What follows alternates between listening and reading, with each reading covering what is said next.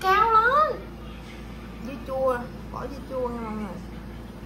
Rồi so vài cục xíu quách vô dưới nước. Tào lao cái gì? Lộn. Xíu mại. Bà review cái này chết thiệt chứ.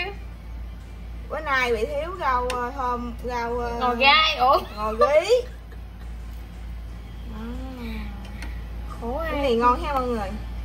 Có thấy gì không? Chị phải gỡ cao lên chứ. Thấy cái trời. 4 cục. Dần dần cho nó nát ra mọi người. Một xíu chứ.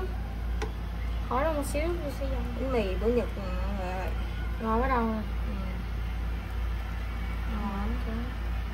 Dần ra cho nó bể ra mình ấy lại.